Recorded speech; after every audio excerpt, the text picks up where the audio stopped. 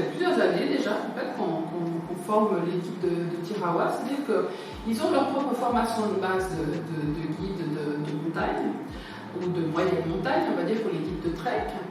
Et là-dessus vient se surajouter une formation médicale qui est à la fois théorique et pratique, où les guides vont apprendre les fondements de la médecine de montagne et vont apprendre à recueillir des informations pour ensuite être en capacité soit de gérer les situations les plus simples, soit de communiquer avec le médecin de la centrale SOS-MAM pour avoir un conseil sur l'attitude à adopter.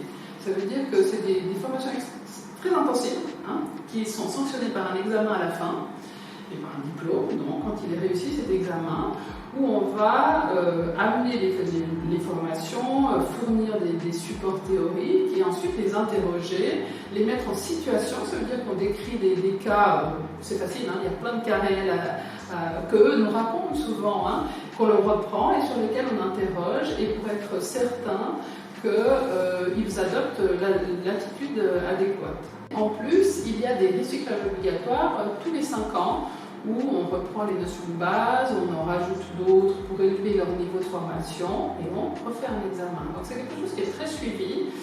C'est pas juste des one-shots, on leur apprend 2-3 notions et c'est terminé. C'est quelque chose d'extrêmement cadré. Et ce qui est important aussi, c'est que ce sont les médecins, justement, soit de l'IFREMONT, soit c'est à peu près les mêmes qui répondent à la centrale SOS-MAM, qui vont faire ces formations. Ce qui veut dire que ça a un côté très important parce qu'ils connaissent les médecins qui potentiellement vont répondre au téléphone plus tard.